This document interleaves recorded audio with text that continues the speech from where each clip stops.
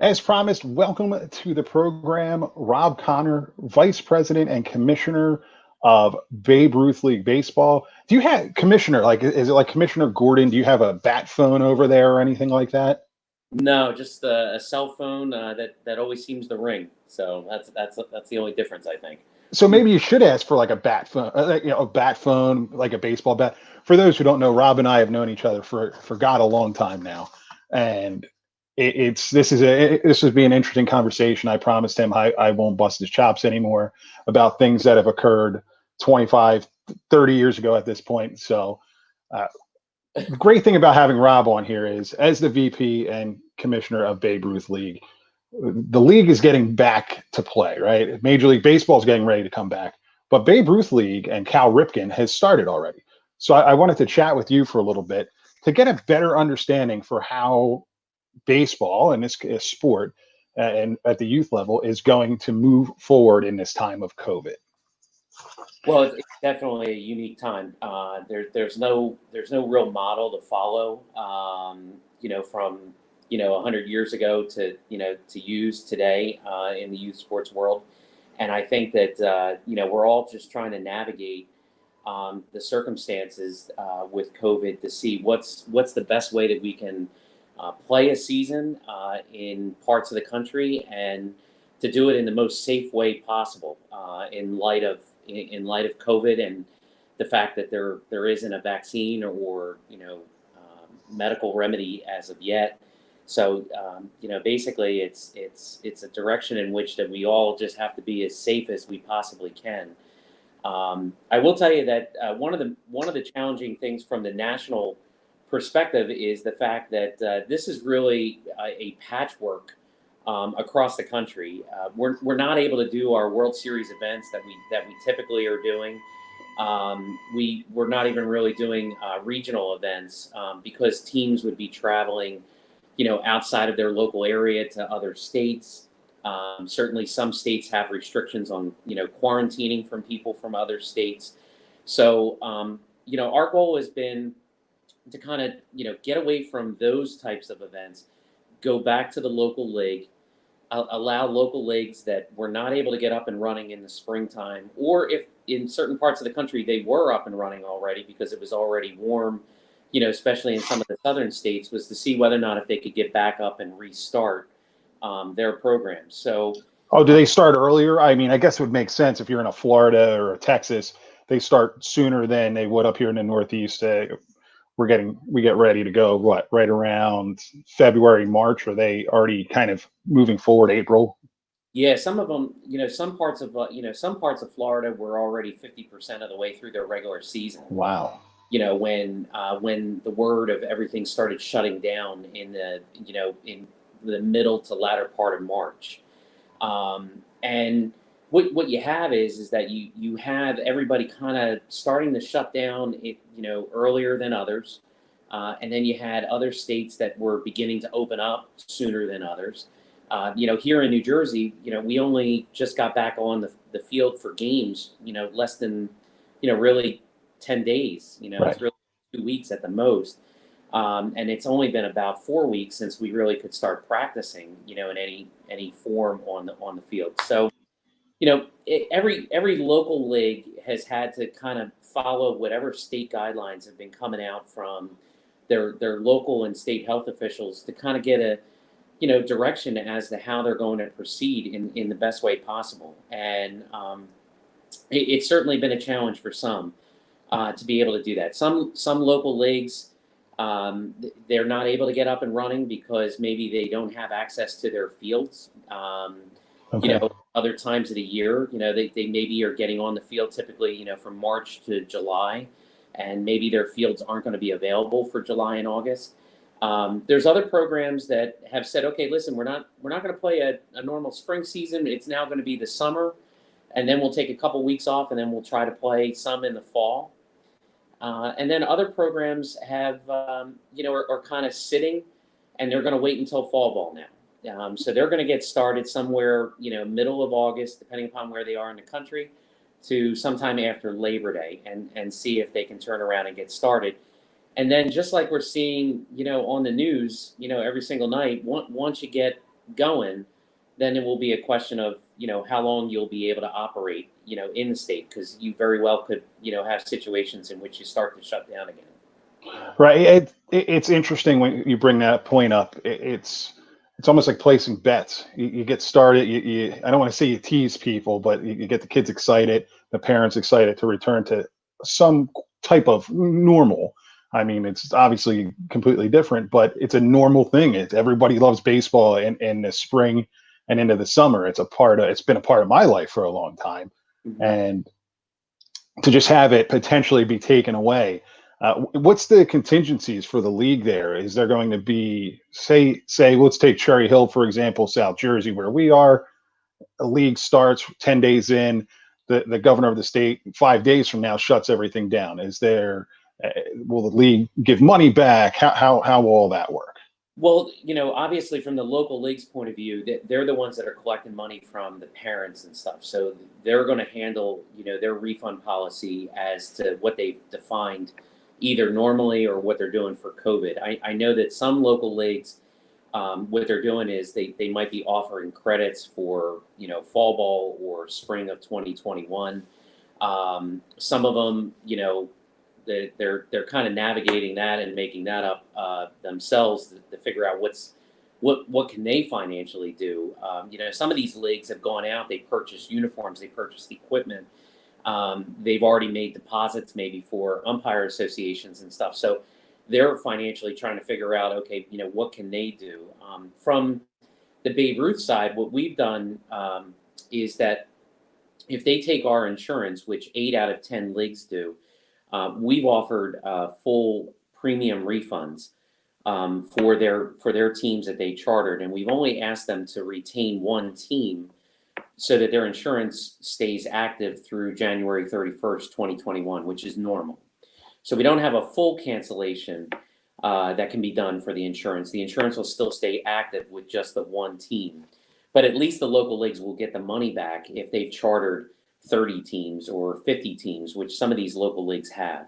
So, and I'm still coaching on the softball side locally as a volunteer, and so in Cherry Hill, for example, a lot of the kids have come out and are practicing and playing under the guidelines of social distancing, outside of the field, and wearing a mask when they should, and those types of things. And there have been a couple players that, at least on the team that I'm coaching, that have said, listen, we're going to take a pause. Maybe we'll come in the fall season, but we want to see how things are kind of opening up and things are going first before they even hit the field. Yeah, you bring up the social distancing, looking at the guidelines set forth by the league here. Some of the stuff, it makes sense, but having been in a dugout and on a sideline and on fields, only two players maximum in the dugout at one time. So what does the leagues have what have the leagues what have they done Mhm. to get creative to spread out people? So it's some cases what we're doing is the kids are down the left and right field line fencing out of the potential throw that could come into the first base or third base bag, so they're out of that direction, trying to get their bat bag and their gear in an area that's okay, that's their area, and then they're usually 6-8 feet apart from their teammate. In some cases, some of the leagues, what they're doing is they're allowing the players to go off the field onto where the bleachers typically are, social distancing on the bleachers for the players, and then they're moving the parents and spectators to other areas where they could stand and social distance from there. So what ends up happening is that each league's got to look at their individual park, their individual fields, to see what kind of space that they have to kind of space everybody out. And what I've seen in some examples is they've roped off picnic tables, or they've moved bleachers, and then they've roped off certain sections of the bleachers so that this way people are forced to kind of spread out. And from what I've seen, firsthand in some of the places that I've traveled to, they're doing a good job as far as spacing out. I think the players are starting to get used to it. They're understanding that high fives, for example, is not something that they're going to do in this season, and they're being more mindful of the masks, when they do come in as a group and doing stuff. So the kids are getting it. I would say that the parents are adapting to this new normal, because I think everybody just wants to be as safe as they possibly can. The idea here is that we all knew what it was like to be stuck at home, in New Jersey. And I think that, there's a good majority of us that don't want to be back in that position again. We'll take the little slow steps that have been taken to allow us to get back out and do some things. Yeah, it's funny seeing kids and athletes. I've seen some kids from the football perspective. I am a football official, so we are or are not getting ready for a season. We don't know yet, but there's some 7-on-7 things going on, and the kids have bought into the masks. And I find it funny because they just want to play. They're Yeah. like, whatever we have to do to get out there and do our thing, we're going to do it. Before the season started, so in New Jersey, it's been about 10 days, as we discussed. Was there any testing made mandatory for administrators, coaches, family, or is it kind of we're going to take you at your word that you're doing the right thing? I think you have to take people at their word, because I think one of the issues is the availability of testing. And then the question is how often is the testing getting done? The other thing we have to understand is that, people might come out to the ballpark, for a game, or a practice. They could go somewhere else, and, don't forget, when they come out the next day or they come out 2 days later, you don't know if they've come back in contact with anybody. So then it would be a process that we're seeing in the pro sports world, where it's not only testing availability, but how often is it going to be tested? Because, and then on top of that is how quickly can the results come back? So that's not something that local leagues are going to be able to handle or administer. And frankly, that guidance hasn't come from the state, that I've seen in any of the 50 states. They're trying to do everything short of that, knowing that testing is a challenge, to be able to do. One of the rules I see here, the use of candy, chewing gum, and or sunflower seeds is not permitted by the umpires, players, or spectators. That has to be one of the more harder rules that to be enforced. I laughed because Major League Baseball said you can't spit, you can't chew gum, and you can't have sunflower seeds. And I was like, man, they just took away so much of the game of baseball. I don't like sunflower seeds, but if I'm on a baseball field, I kind of have to have them. Uh, Talk about some of the rules such as that and how they're being enforced. Again, I'd imagine it's talking to the player or the parents where this is the expectation, kind of fall in line. Yeah, what I'm finding is that it is easier to get the kids to kind of do things. That you're not necessarily getting pushback, from the kids. I think it's a matter of educating them on a consistent basis that you have to get used to this new normal. Um, let's face it. Do we like wearing masks? No, no. I mean, it's sitting here and talking. It's so much easier without a mask on, but also nobody's here in the office right now to be able to do this, so I don't have to worry about that. But out on the field, you have to get used to it. And when a kid makes a great play, you have to get used to not wanting to high five them and do those kinds of things that we're all used to. So, and I will tell you that over the last couple weeks, as New Jersey has gotten out, you start to get used to it. You kind of get used to what is the new normal, just to be able to make sure that you can stay out there and play. I will tell you, as a former volunteer who used to run a league that I know that you're very familiar with as a kid. I wanted to get rid of sunflower seeds back then because I got tired of cleaning them up all Yeah, I can imagine the that bubble gum, ice cream, the little treats you get after game. time. As someone who you never mind, we're not going to get into anything about you running a league. We'll leave it alone. One of the rules I saw here, and this is I've seen before in other sports, is no sharing of equipment. And I know that the game has changed a little bit. I have a young son who is playing the game, and I think I've already bought him 3 bats and 2 helmets. So when I played, it was all communal. I mean, I had my own bat, but I used everybody else's stuff. Has the game just changed so much that that's not the norm anymore? Everyone's getting equipment on their own, and it's easier said than done. Yeah, that is definitely a big change. The days of a manager or coach coming with a rope with six Yeah. helmets, and a big equipment bag that had everything. That's really not the commonplace anymore. And that was pre-COVID. You see players that are coming with their own helmet.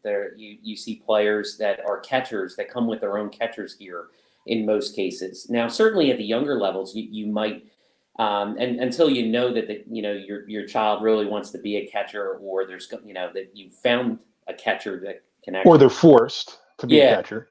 yeah, exactly. So that's where you have to be mindful of maybe sharing the gear. But kids seem to have their own bat, their own helmet.